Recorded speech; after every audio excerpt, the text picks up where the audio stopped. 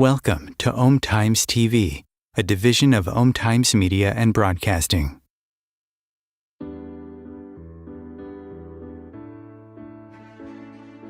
Welcome to Expedition Self with Sam Parrotto, a lifelong learner and entrepreneur. Sam is the creator of the growth-producing worlds of Expedition Self, where seekers hang out so they can live a conscious life of love and personal fulfillment. As she shares 4 decades of studying, guiding, and teaching, you'll learn how to go inside and build an empowered relationship with the self.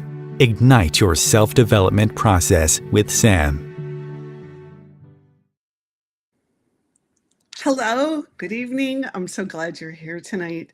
Gosh, we have a very, very special show because we're premiering our interview format, which we're calling Purple Room Chat.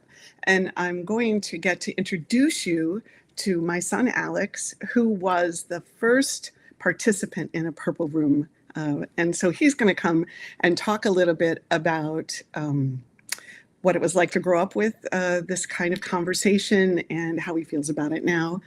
Before we get started, though, I would like to remind you, because we always are wanting to basically focus on this consciousness thing that we're doing live now. And so I brought my handy dandy flashlight. And I don't know if in the last show I talked about this. I'm going to turn it on like that. There we go, a little bit. And this flashlight, we want to think about in the context of turning it on ourselves. Right? Oh, that's way too bright. And when we turn the flashlight on ourselves, not in a harsh way, but to reflect on our thoughts and our feelings and our breath and our body and what's happening for us as a human being. And so as we start the show tonight, I invite you to go inside, turn the flashlight, imaginary flashlight on yourself. And then we can all be together in a bit of a deeper way. So I want to show you the original purple chair that actually was before the Purple Room. And it's right here. Let's see, there we go. It's actually little. I have it up on a chair. And Alex sat in it for the first time when he was about 20 months old. I put the bear there just so you could see the proportion. Anyway, I just want to say that I'm going to take a deep breath because getting to have Alex here with me is a really big deal. And I'm nervous, but I'm also super excited for you to meet him because I had Alex when I was 36 years old, and he's my only child. And his father and I were married at the time, and it was a big deal that Alex got born into our life, and he has certainly been the joy of mine. So I'd like you to meet Alex so we can dive in and I can stop crying. Hey, Mom, how's it going? Well, I'm teary and emotional as always when these things happen. Welcome. I'm so glad you agreed to be on the show. Yeah, anytime. Absolutely. I'm really, really happy to be here. So actually, what I was hoping is that you could just kind of give a sense of what you believed the symbolism and the feel of being in the purple chair and later what we called the Purple Room. How would you like to describe it? Sure. Yeah. Well, I think it really just represents a space of,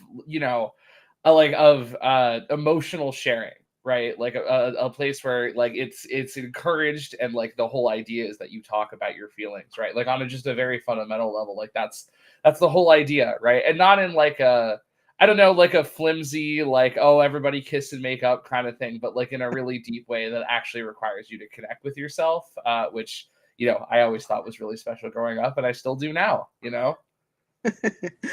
The thing to me when I started this with you is I was basing it a lot on what I thought I missed out on, which was this idea that we have this whole self and that it's comfortable to talk about.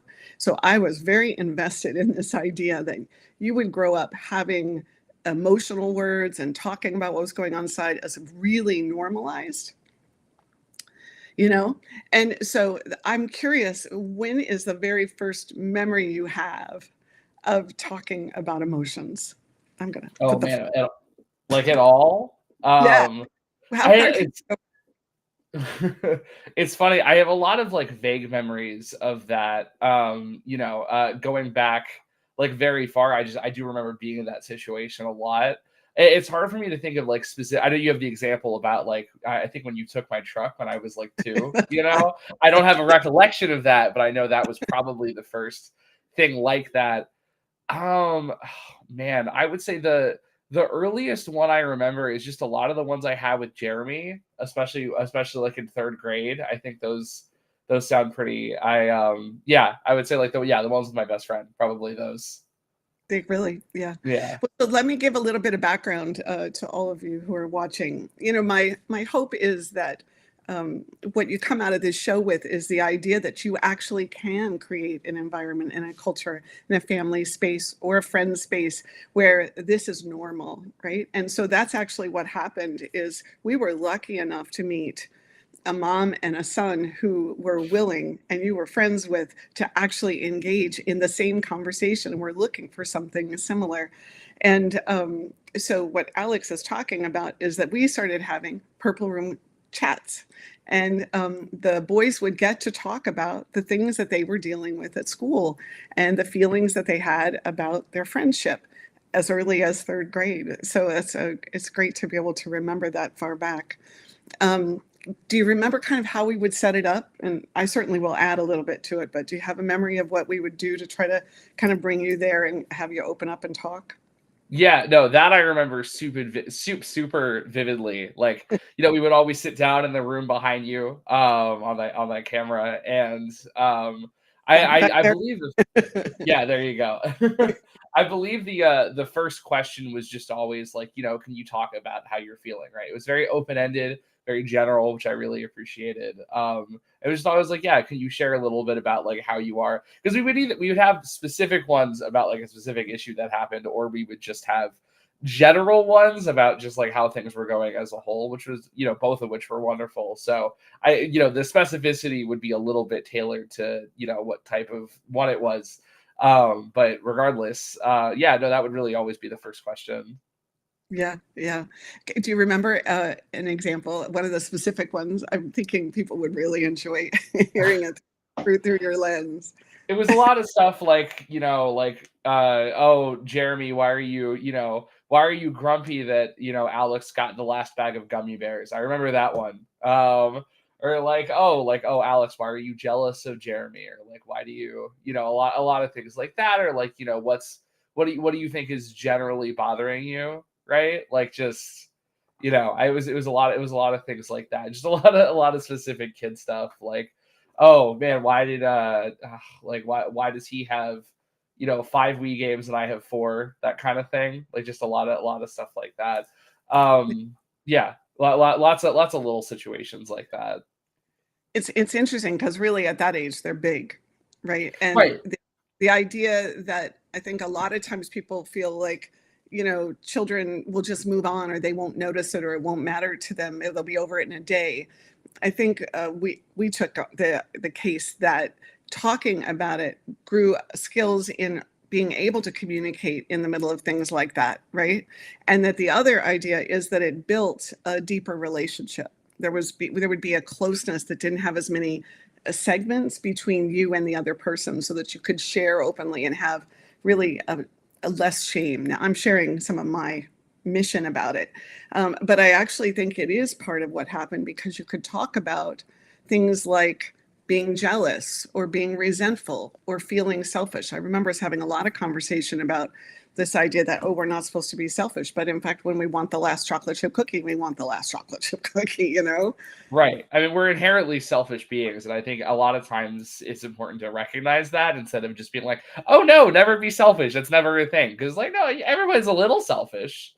It's impossible to do something that's entirely selfless. Well, I don't, this is interesting. I don't think anything we do is selfless. So, Right. No, that's what I mean. Like, right. it's impossible to do a truly selfless act. There's always something in it for you. You know. But there's something we gain, right? Some Yeah. feeling we feel about it. Yeah. Yeah. Very interesting. Well, so I'm interested in knowing that you were practicing being open and undefended and, like willing to be vulnerable. Did you run into because nothing that we create, right, is some panacea. So did you run into challenges where other children didn't interact that way, and then you ended up feeling like you didn't belong, or like, now I do want to say this to the audience here, we did not pre-talk this, so we are having a spontaneous conversation about this whole thing because we wanted it to be fresh, right, and genuine. So anyway, so I'm curious, did you feel like you ran into that? Um, a little for sure. There was a lot of like little things that would come up where I would just be surprised that people like don't know how to handle themselves, right? I remember just from a very young age, like I don't know, like to me it just is very second nature as a result of everything I did growing up. And I don't know, I'm always surprised because yeah, like and that's not even something that just happened when I was a kid. Like I feel like even in college and beyond that, like I don't know, I still look at other people that don't handle stuff like that. Like I don't know, in the most transparent way, and I'm just like, why? It's to the point where it feels very easy to me, and I suppose that it's not necessarily to others. I've had a lot of moments throughout the last like 10 years where I've been like coaching my friends on how to do it, which has been really fun. It's kind of funny in a lot of cases, but it's also great, and I feel like I'm spreading what I learned, and it had a really big impact on me. Yeah. Was there ever a time when you remember dreading, okay, we should sit down and have a purple room conversation? Like, do you remember it being like, no? Not really very much. I think I would only really feel that way if I felt like I was really at fault for something. And I don't mean to be full of myself, but generally that wasn't the case. So Well, don't you think that part of what makes the purple room or the purple chair conversation what it is that nobody is wrong, that we're actually exploring what the human experience actually is, right? Because I think that that's one of the challenges is if people grow up inside of this idea of, oh, every time I'm going to talk about something that matters to me, I'm going to be in trouble and I'm going to feel like I'm wrong or bad about it. Who's going to ever want to grow up and talk about anything? And they're going to relate to everything like they're in trouble, right? right, exactly. Yeah. So that's what I'm thinking is that came through in some way or another as you were going through it, that it wasn't really about what you had done wrong, right? Right, exactly. Because yeah, there really is no right and wrong. Everything is a gray area. I think that's also something I learned because I find a lot of times when people end up in conflicts, it is about who's right or wrong, like who has the moral high ground after something happens. It's not, and oftentimes, or basically always, it's more complicated than that. And I think that was something that I was lucky enough to learn from a very young age. Well, so that actually is a very interesting piece of this, right? Is what are some of the tenets or the uh, qualities that we wanted to have you come out of into life with, and of course, I was practicing all the time, which is this idea that we are who we are, and if we're looking inside and we're trying to understand ourselves, then it brings a more compassionate and more open desire to understand others, so that then instead of their actions looking like they're unacceptable or even if they look unloving, that instead we're able to get in conversation, understand what's actually going on with them or what's going on with us. Yeah. Yeah, right, exactly. Um, I yeah, said well, I just too I much there. I think, I think growing up, I just ended up with a bunch of those qualities, right? I think the biggest thing is like emotional awareness, right? That like, not only is it important to talk about your feelings, but it's important to be aware of them. I think that's something that just as a person, I struggle with a lot, like at a base level. So I think that's something that I super got out of it. It was, I learned how to actually feel anything that's going on and like actually identify like what's bothering me as opposed to it just going into a big pot of malaise inside myself. And that was one thing when I was a kid, but that's a skill that I feel like I use more and more every day. And I am really grateful that I felt like I was given the tools to handle that. Right. Yeah, yeah. Can you I'm going to talk about when you were in high school and some of those Sure. big feelings started coming up. And like I think high school's really tough, and I I feel like everyone I talk to, there's all these new feelings that are happening. And of course, to me, that was the thing. If you got to that age and you had these skills that you were going to be more likely to get through whatever it was that life dished out to you, because, everybody has a journey of some kind, right? Um, I'm interested in, what did you think the hardest thing for you as a teenager was going through school? And how did this kind of way of being raised in a conversation like this help and hurt or hurt? Right. Yeah. Right. Because honestly, I would say it did do both in a certain level. Yeah. That one I can answer pretty specifically. Like I would say, on a benefit, it was just really great to be able to talk things through with people. But I think the other thing is, like, a lot of people don't want to talk things through that way, and in fact, they get very upset with you if you do. I think it instilled in me a very specific moral compass that, like, I got very uncomfortable breaking, which was a huge problem, especially once you get to high school. And the whole point is that everyone's like sneaking around and doing things they aren't supposed to. And there was a while where I would, be really against that and like tell on people because I just thought it was really wrong. And I thought, well, that's the right thing to do, is to, tell an authority. But that did not go over very well. So I eventually got that kind of beaten out of me. Not literally, but, so that definitely was a negative. Was I just felt like I had such a strong conscience that ended up just kind of getting in the way of what other people wanted, which was a huge problem.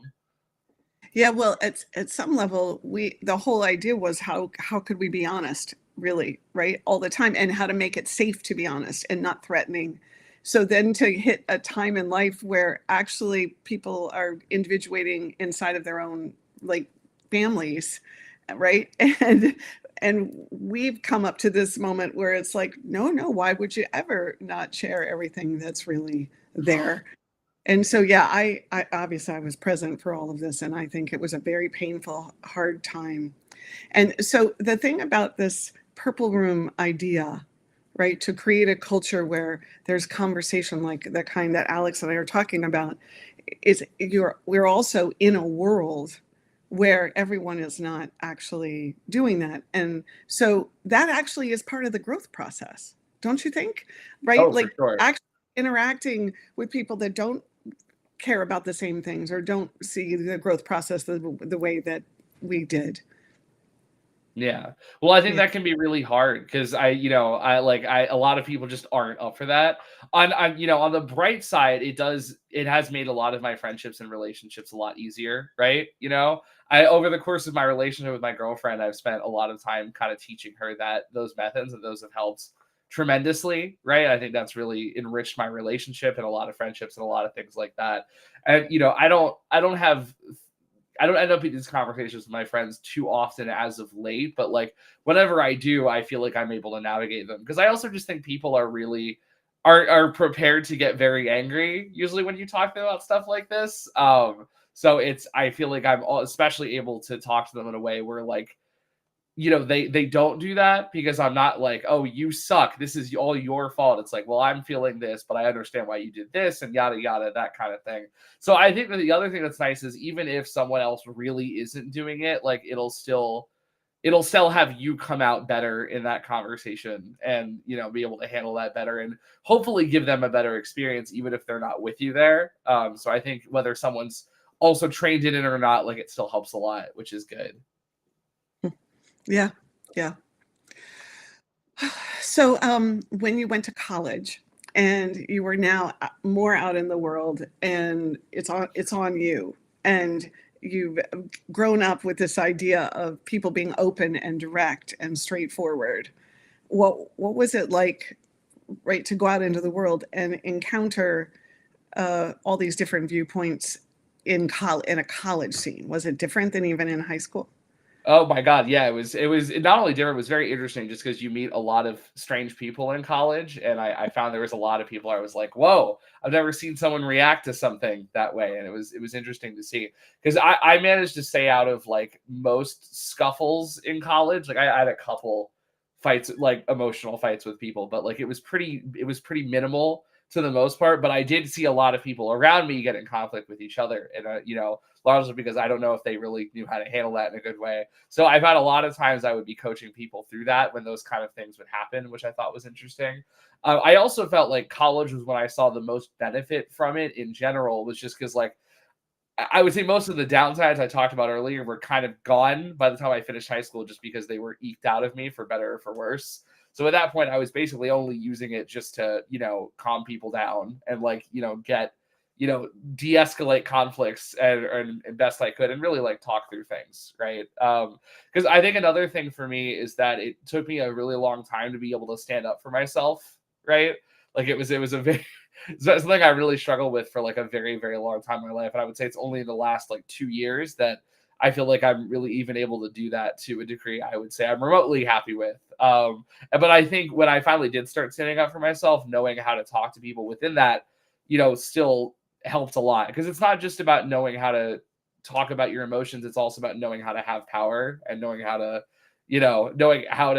value yourself in those conversations without overpowering the other person. It's a delicate balance, because I think most people are either, like, total jerks about it and they really overvalue themselves, or they don't at all, and then you get a lot of conflict from that. But it's kind of about riding that middle ground where you value yourself but not over the other person, and you can still talk through something. So I found, especially in college, it helped a lot. Yeah, I have to say that was one of the things that I felt was kind of the riskiest for me in this whole thing, is that I wanted you to understand power, but you're your own personality and your own, right? So it's you didn't gravitate towards, I want to have power here, right? I think we're all different, right? And the other thing is teaching or helping, like, a 7-year-old or a 6-year-old or an 8-year-old think about, what am I doing with my power when it's easy to feel like somebody took advantage of me. And so I feel when we come back from break, which we're going to go on break in a few more minutes, I would like to talk about how you think the draw of feeling like you're, like, the victim of somebody, like you're the small one and they're the bigger one. I'd like to talk about how you saw that through some of those purple room conversations, because it's so easy to see somebody is having power and somebody not, and your parents have power and you don't, right, in some way. And I felt like that power conversation was just so important, right? And for you, it wasn't something that actually came naturally. Like, you didn't want to assert, like, hey, this is what I want, or this is how I want it to go, right? Do you Right, think? exactly. Yeah. Well, I think also that something I've noticed a lot is that a lot of people really, really like to victimize themselves. Like, I'm not entirely not guilty of that. Like, I do it every once in a while, especially, like, whenever, I don't know, I had a lot of, especially when everything, when I was graduating college, I had to get a couple extra credits, and I was a total victim about it, as opposed to just, realizing I had made some mistakes, other mistakes were made, it was fine. But I think a lot of people really like to victimize themselves because they don't have to look inward, which is really scary for a lot of people. And they can just be like, you wronged me. I get to basically punish you for an hour until things are even again, right? Which is a really bad way to think about it. But I do just find a lot of people, I had a friend in college who, we were working on a project together, and he really didn't like how it was going, but he didn't tell me for like a month. And then he was just super bitter with me by the time he did finally tell me, and he blamed me for all that time that he was sad, and he, was like a victim. He was like, how dare you do this to me? Like, I get to be mean to you now, right? And it's like, first of all, you should talk about your stuff like long before that, but also, like, I think there's a natural want to victimize yourself, because if you're in that victim position, all of a sudden you're automatically in the right. And I think there's a lot of chasing of, I want to be in the right, so I don't have to worry about it, when it's always more complicated than that, Yeah. Yeah. All right. Well, I think we're about here at break time. When we come back, I want to talk some more about this, because it's been a huge theme in my life too. And I feel like it's juicy for sure. All right. Sure. So we're going to go on break, and then we will come back. I think Times TV. In a world filled with constant noise and distractions, where finding meaning feels like an endless search. Introducing Daily Dispatch, your daily pathway to inner growth and self-discovery. Each day, receive a personalized self-growth prompt. Crafted by a seasoned growth expert with over 40 years of teaching personal mastery. Join thousands of professionals who have found clarity and purpose with Daily Dispatch. Start your free trial today and unlock a more meaningful life, one day at a time. Daily Dispatch. Discover your inner world. Live more consciously in every moment. Get your free trial at www.expeditionself.com/daily-dispatch. Imagine becoming a super influencer. Reinvent yourself, invest in your brand, and then manifest your success with a robust spheric approach. Om Times Media and Broadcasting offers a unique and multifaceted way to become the spiritual and conscious influencer you deserve to be by putting your message across our powerful platform with its proven record of integrity and excellence. Through our produced shows, Om Times offers the opportunity to become a social media TV personality, a radio show host, an Om Times magazine columnist, and a syndicated podcaster, all in one shot. By live streaming your show on Om Times TV and broadcasting it across the extensive Om Times radio and TV networks, you become more than a host. You become an ambassador and a force for positive change. Om Times. Open yourself to the possibilities. If I could be you, and you could be me for just 1 hour. If we could find a way to get inside each other's minds. Walk a mile in my shoes. Walk a mile in my shoes. Well, before you abuse, criticize, and accuse. Walk a mile in my shoes. We're back. We're back.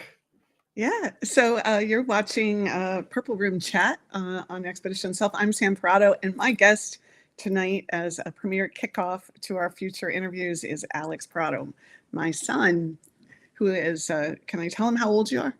Oh my, I don't care. Go for it. Yeah. All right, yeah. Who's 24 years old and is just gotten a new job and is super excited about that. So I wanted to talk a little bit about this idea of the victim. You know, I always have had trouble with the word because I think it overlaps, right, with situations that are really, really hurtful or damaging. But in truth, inside of ourselves, it is easier to be the hurt one than the one who does the hurting, right? And I spent so much time just even getting my head around it to begin with, let alone layer after layer after layer that I've peeled, because I had a relationship with my stepfather that I did not want to be him, and he was like the bad one. And then I go into life and I don't want to be the bad one. And so I bought into as an adult, right, this idea that I had less power in any given moment than someone else did. Even if my power was not used or I didn't realize I had it, it still existed. And so I do think our Purple Room conversations had a lot to do with that. And the dynamic between you and Jeremy gave a lot of opportunity to do that, because it looked to both of you a lot of times like the other one had the power. Yeah, no, absolutely. Well, I think you hit on a really good point there, where it's like people hate being the one who hurts other people, right? Because I think it's not even just about that they like being the victim, but it's also, I think the alternative is, especially if you view things in a black and white way, where either you're the herder or the hurtee, you know? Like everyone's just terrified of doing that because they just don't, they want to absolve themselves of responsibility as much as possible. Because, taking responsibility is like the hardest thing to do. And actually owning up for your actions is really, really difficult. It takes a certain amount of, pride, or, a certain willingness to give up your pride to be able to tell the person like, hey, I'm sorry, I, hurt you in some way. And then, but I think the thing is that a lot of people miss is in most conversations, like both people are a little of both. It's been very rare that I've been in an emotional conversation where it's just like, I feel like either it was entirely me wronging the other person or vice versa. Like there's always some gray in there. So really both people kind of get that role. And like, that's what people don't like, is that you have to do a little bit of the job that you don't like, which is really rough. So yeah, right. Like I think it's just about realizing it's okay to take responsibility for your actions and becoming comfortable with that. And also realizing that's usually it's not all or nothing.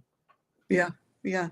Well, and I'm going to circle back around, because I think when taking responsibility for your actions makes you feel like you are an unacceptable person who is unlovable and unworthy, who wants to do that, right? And so it carries so much weight that it's really about getting all that weight off of it so that we can engage in a way that allows more flow, right? Yeah, no, exactly. Like, cause you're never going to make that progress, unless you're really willing to move past that perception, unless you're really willing to accept that, like, hey, I probably did, hurt the other person in some way, like when I think back on, even like every fight I ever have with my girlfriends, like, there's usually always a two-way street there, right? It's always both of us are upset about something, and it's never just like, you wronged me. Well, you wronged me, but you wronged me, right? Like, I think getting out of that really nasty tit for tat is always great, because, that you could actually, I don't know, like not only like, feel better about talking to each other, but also like you can work together as opposed to just trying to win, right? It takes I would say there's a certain level of competition in a lot of that thing, and it takes it out of it, which is nice. Yeah. Listen, I just want to note, so Denise wrote, love your ability to share your experiences so succinctly. Did you catch that? I did catch that. Yeah. Thank you so much, Denise. And also, Mandy had asked a question, which is, when you're not at home and you're exploring your thoughts and feelings, do you visualize this space? And that question. That's a great question. I would say I do, like, a little. Like, I certainly do think about a lot of the lessons I've learned. I don't necessarily have like a full visual. I would say whenever I have an emotional conversation with someone, I do still think of it in my head as like a purple room conversation. I would never tell them that, because it would be a little. Usually it's not very convenient to explain to somebody unless I have a lot of time, what I do right now. Great. But generally it's not. But no, I do usually at the very least think of the term, and then sometimes I do have a visual. I always think of that purple chair that's sitting to the right of my mom over there. It's a shame I don't fit in anymore. I'm a pretty big fella these days, but I did always really like that chair as a kid. It was very symbolic of what the purple room is all about. Yeah. So there was something that I felt was a running theme in all of the Purple Room conversations that you ever had, or even the ones that we had just in everyday conversation. And that was trying to explore what's really going on. And to me, a lot of times when something happens, someone will say, oh, I just didn't think about it. Or, I wasn't paying attention, or I didn't care about it. I cared about this. And I think, to me, we would take the case that there was something going on with you that had it happening in your space. And that part of discovering what was going on were the things that I think a lot of people deem as like the things you don't want to know are going on, like jealousy, like envy, like selfishness, like all that stuff, even like feeling a little like sneaky, like you didn't want to tell somebody something out in the open, right? You were withholding something. I feel like that was another big theme that went through the center of our Purple Room stuff. Yeah, no, absolutely. Well, because once you get past like level one, which is just like understanding that it's okay to take responsibility, a lot of people don't really want to do that. Like they'll do it, but they'll like find easy outs, right? Which is like, oh, like I was just really tired that day, or like, oh, well, I didn't mean to, like a lot of things like that. When in reality, like, sometimes those are true, but they're not really getting to the core of like why it happened. If you're trying to give someone that explanation. So I think it's really important to look past that and really just tell them the hard things. And a lot of time it can be hard to tell somebody like, yeah, I was really jealous or envious when that happened, because a lot of times it doesn't feel righteous to have felt that way. But in reality, it's much better just to tell someone your human emotions, like, oh man, I really, I really thought that was a silly thing to say. That could be better than trying to just work around that. Even it can be hard, or even maybe a little hurtful to tell someone. A lot of times I kind of think of it like sometimes you need to hurt someone a little to overall heal each other, right? I think about that concept a lot, where it's like that sometimes there are some hard things you need to tell someone, because otherwise it's going to keep weighing on you, and then it's going to come out sideways. Or in addition, you're probably not really owning up for your actions if you're not telling someone the thing that you really, really don't want to tell them, because that thing you don't want to tell them is probably why it happened in the first place. And if you never tell them, you can never work through it. That's just not going to happen, which sucks. Well, and that's where this idea of emotional intimacy is so important, is because whenever we withhold the thing we don't really want to say, right, we're actually putting a wedge between ourselves and that other person, And I think that that's a really important kind of intention, right, to bring, because it's what creates great relationships in life. And I do just want to say this for everybody that's listening. More and more and more people are talking about the fact that really life is about the relationships you have. So if you learn how to make relationships closer, well, then you have more wherewithal, or more of the tools that you're going to need, to get through the things that really matter, right? Right, exactly. Well, I think without being able to do this, it makes a lot of friendships very surface level, because like they can be nice and you can still talk about common interests or whatever, but like you always have this feeling in the back of your head that if anything arises, like you have an emotional problem, like you're just kind of out of luck, like that friendship's over. I've seen a lot of friendships end over like one small issue, right? I was in let me just read through the chat here. Yeah, exactly. If you never And tell, I think then I have to tell everybody, if you never tell them, you'll never work through it. Exactly, Diane. exactly, right? I literally just saw this happen a couple weeks ago. I've been in a D&D Dungeons and Dragons campaign for like a year now, and one of our players left because he was really upset over a wide variety of things that he never mentioned. And then when he went to talk through it with the dungeon master, he was just kind of like, yeah, I don't really like conflict. I don't want to. I'm just gonna leave. It's fine. And he didn't talk about it. And he not only did he let those feelings fester because he didn't want to talk about them in the first place, but then when the opportunity came to at least share, he didn't take it. And then that friendship's probably over, right? Like I don't get the sense they'll ever talk again. And like that's really sad, and it happens all the time. A lot of people I talk to tell me they're always terrified of losing their friends, because just they feel like they could say something wrong and then their friend would never tell them, and then that would be it. So not only do they not feel like they can talk to their friends, but they don't, that gets projected on their friends, where they don't feel like their friends will talk to them when things come up. And then you just have people that silently hate each other out over time, and then Or silently are afraid of losing each other. So then they walk on eggshells, right? At some level, trying to make sure they don't do the thing that's going to cause the other person to react. Exactly, right? Like I hear stuff like that like all the time. Like they're just, trying to walk on eggshells and they're terrified of doing something wrong. But really, it's fine if you do something wrong, as long as you can trust that you can talk to the other person about it. But if you can't, then all of a sudden doing something wrong has really, really, really big stakes, because it could mean the end of your friendship. Yeah, that's right. That's right. I want to answer this question. So Stephanie said, how do you keep expectations out of the purple room? And what she means by that is, how do you keep the pressure off of performing as expected when in a purple room experience, so people can sink into what's really there, versus manufacturing what they think the others participants expect? So I think she's saying, how do you think you manage not trying to please Jeremy or please me in the participation of it?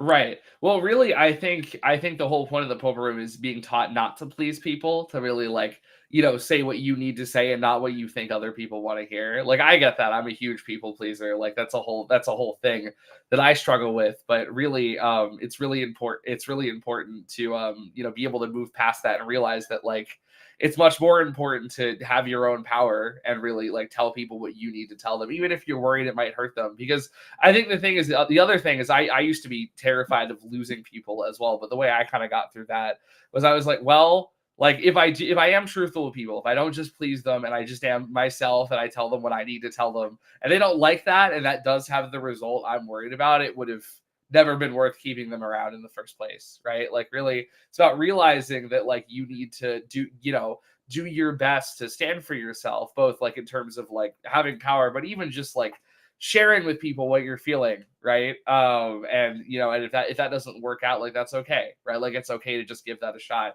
So really, there's never like a certain way you're supposed to, or to your question, like expectation of how you're supposed to compose yourself. Like all you got to do is just your best, and you never want to worry about like, obviously you shouldn't care about other people, but you don't want to specifically just worry about like navigating the social environment, so you don't say anything too explosive, like just you should share in whatever way you think is best, and then go from there. And if things don't work out, like that's fine, Well, I think the idea of being in this space where you're in the conversation and you're trying to take that risk. One of the things I'm struck by is that you were raised inside of a space, right? That this was important, and you can still say, I struggle pleasing, and I struggle finding my own voice, right? And so that's the part that I think we have to really get, is that all of us as human beings, we're vulnerable, right? We get scared. We have all this stuff going on, and we all have a particular growth path that is ours. And so this work doesn't remove that. It just helps you become more conscious of it, right? Right, exactly. And that's the thing, is like the problem isn't something that's just relevant when you're like 5. I mean, it's nice to have those experiences when you're young. But at the same time, like people always have more growing to do, right? I mean, a lot of these things like I might always struggle with, or like I feel like I always have work to do, right? So there's never a You're point where. definitely always having work to do. That's right. Right, exactly. I feel like I entirely reinvent myself all the time. And I don't mean that in like a grand way. I mean that in a kind of in a difficult, gross way sometimes. But like there's never a point where that's just gonna stop. And I'm just gonna, well, I'm 30 years old and I've done all the growing I can do. Like that is, terrible mindset, but also it's just not true. Like you're always gonna keep growing and progressing. And I don't know. It's nice to think about where I feel like I'll be emotionally in 20 years. Cause I'm so much, in a lot of ways, I've improved so much since like 5 years ago. In a lot of ways, I have so much I'd like to do over the next 5 years. And it's nice to feel like you always have somewhere to go. But I think that's really the thing, is just giving you the tools to know where to look into yourself and work on yourself, so you accept the fact that you're going to change over the course of your lifetime, and you could do it with other people. And also as you go through your life, you'll meet new people, have new relationships, friendships, like romantic relationships in some cases. And like, even if you feel like you've done all the growing you can do, you still grow inside of each other with every new person you meet. So there's that too, right? You always need that for all the important people that are yet to come into your life. That's right. So I want to say that when I was growing up, the having anxiety, it was kind of one of those things that, at least in my circle, we just handled whatever that meant or whatever we were feeling. And so I was wondering if you could just talk a little bit about that from your generation, because I think it's a much bigger conversation now about people dealing with anxiety and what that's like for them. And I mean, there's just so much about that. So I wondered if you could just weigh in about your perspective on it, because it's not something I can talk about as easily as I think you can. Right. Yeah. No, I mean, anxiety is such a thing, right? Because we're finally at the point where people are willing to talk about it, but it's such a thing for a lot of people. And I think a lot of the times it can inhibit stuff like this, because I don't know, it could just feel very overpowering and make you not want to change or improve yourself, because that's difficult. I think the thing about anxiety is it's kind of like a big, weight on everything. It just makes everything harder, right? there's a lot of times where like maybe I would do something, but I get anxious about it and then I don't want to do it. Right. I'm working on a game in my spare time, and a lot of times I don't work on it because the idea of like doing it like is fun, but also I'm like, well, if I don't do it well, that's too scary, so I don't work on it because I avoid it because of that anxiety. I think that applies to a lot of emotional stuff too, where a lot of people just don't feel like they're, they don't feel up to trying harder emotionally. I just saw someone tweeting about this yesterday. Like they want to be there for the people in their life, and they want to really like, give it their best shot to like relate to people in a good way. But I think especially if you're not used to that inherently, it can be really hard to overcome all the fears about that. Plus, a lot of people just have an innate fear of opening up to people. Like that's terrifying inherently. I know a lot of people like that. That just the idea of really divulging anything past like a very surface level is terrifying, and that whole thing is, a really disgusting idea. And I think the fear about that can hold you back a lot from really doing that, right? Do you think that see, to me, one of the things that can happen, right, is growth work produces more anxiety, right? If you're right, you have it and then you do it. And part of the reason it produces anxiety is because it brings up all kinds of inner stuff that we don't necessarily have the tools to work with. And so I perceive there's it's quite a dance that you do with yourself and other people that I've talked to that work with anxiety, and certainly with my own, to push a little and honor and be gentle a little, and push a little and honor and be gentle a little. Do you think how do you do it is really kind of what I'm asking. Right. Yeah. Well, I think the big thing with anxiety is a lot of it is a result of you not wanting to get in touch with whatever you're feeling at that particular moment in time, which can, I think it's another reason we resist, like, sharing our feelings with people is really that's going, as animals, we wouldn't have developed anxiety if there wasn't a reason for it, right? And I think that reason a lot of the time is there's things inside of us that we don't want to deal with, so we come up with other thoughts to distract us from what the real problem is. And if your body really doesn't want to feel those the real things going on that much, like it probably is going to be pretty hard to reorient yourself to do that, right? Like that's something I work on a lot with my anxiety, is like whenever I suddenly get a huge spike of horrible OCD thoughts and stuff like that, I'm like, okay, well, why do I need these? Like, why are these in my body? Like, what am I distracting myself from? And there's always something. Like, it's never random, like they're always there because I have something going on that I need to feel my way through. And I think a lot of people may not even know that. So the idea of, dealing with their real feelings is just terrifying, right? And people have all sorts of things they've developed to try to, avoid that any means necessary, both consciously and subconsciously, right? So it takes a lot to kind of break through that bubble. Yeah. Well, we're in the last 10 minutes and I need 5 minutes to kind of close us out. So one of the things I was hoping you would just share is your journey with Jeremy. Can you just give a 3-minute highlight about how the Purple Room ended up working in your life in terms of your relationship with him? Sure. Yeah. Well, I mean, it's been super important. I mean, I'm so lucky to have Jeremy. He's the best friend somebody could ask for, and really like, it's been crucial to us. I mean, honestly, Jeremy's a pretty easy guy, but I think both of us are, I think for both of us, it just made it so easy for us to, talk with each other about stuff like that. And, growing up, it was certainly a little harder, and it was nice to have that as a tool to always get through that. Right. It's just, both of us always felt like very prepared to have conversations. Like, I don't know. There's never a point where I'm scared of anything happening with him, just because, like, I don't know, I trust that I could tell him or he could tell me. We have little things happening here and there, but like we can always talk about them and it's not a big deal. There's none of that like pressure that I was talking about earlier, where people are like, oh God, if I do this wrong, then they're not going to want to be friends with me. Like, I could never have that with Jeremy, because I know if anything comes up, like we will talk about it and get through it. Right. So it's really important. And I want to say, and you went on to room together in college. Oh yeah, for sure. Right. So you also went to the same college, and then you both graduated now. But I just thought that was a great part of the outcome, is that you were actually able to go to school together and then go to college together too. Yeah, no, absolutely. It was great. I mean, yeah, Jeremy's just been there my whole life. We've been best friends since second grade. And yeah, we went to, elementary school together, middle school together, high school together, college together. It's been really weird with him going to grad school this year, just because, he's off doing his own thing. It's weird not, being a consistent, and not seeing him all the time. Right. I mean, we still get together a lot. Like he goes to college 30 minutes from here. So that's not a big deal. But, it's been a difficult transition that I don't see him like all the time. So that's been hard. Listen, I just want to say we've got Diana said, I admire your emotional depth and courage. Rock. Oh, thank you. You rock. Really appreciate it. Stephanie said, what a powerful insight about the experience of anxiety. So I appreciate that you took the time to share that too.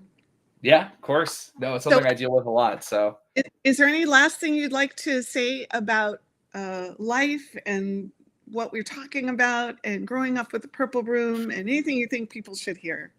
Oh boy, I don't do super well with broad questions. I think I would just say, like, I'm really grateful for the way I grew up. So thank you, first of all. But I think it's also it's something that I really want to, take forward and teach my kids, right? Like I really want, when my kids are sitting here at 24 on my emotional podcast, I really, I want them to I hope they tell me the same thing, that like it really enriched their life and that they really feel like they were able to handle things in ways that other people maybe couldn't. And I'm also just hoping it spreads all over the place and my kids don't have as much of the experience that I did, that like no one knows how to talk about anything. I think generations are rapidly expanding, right, and becoming more aware. I think I kind of grew up as part of the last generation that didn't do a great job with that. I mean, growing up in the 2000s had like a lot of problems where people just weren't really aware. But I feel like once you get to like Gen Alpha in the 2010s, I think things are changing pretty rapidly there. So I'm excited to see how, that fares for my kids,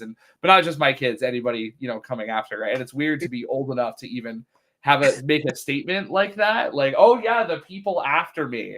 That's crazy. But yeah, so I'm really excited to see how that goes. Well, that is a fun thing. I do want to say what we didn't get to talk about actually, and maybe in a future show we can do it another time, is we didn't talk about some of the challenges we actually did have and the harder conversations like all parents do. And I don't want anybody to leave thinking that what this does is it makes it all hunky-dory and gooey all the time, because what it really just does is gives us more skills to interact when things are hard. So anyway, I do want to say thank you so much. What a get to sit here and talk to you about your life. It was great. And also for those of you who are watching, we have our next show next week is our variety hour called Truth Being. And it will be Tuesday night, the 21st, I think, at 8 p.m. And we'll be live that evening. And I hope that you will come and be with us. Also, I do want to say that this idea of having a Purple Room to talk, right? I think it kind of fits like talking sticks in the past, but this is one where we can start talking about how to create an environment where your children, your grandchildren, your friends, your coworkers, right, are all invited into the space of more relationship with themselves and more relationship with others. And so the thing about this, Alex, as we close out, is I actually want to say thank you for being my son. Well, thanks for being my mom. You're an amazing, amazing person, and you've taught me so much. And the fact that you were willing to participate in trying to create more relationship was just a huge, huge, huge, huge gift.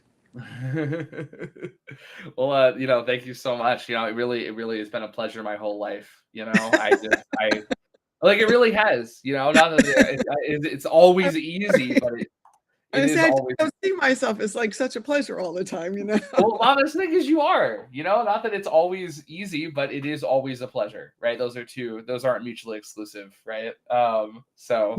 Right.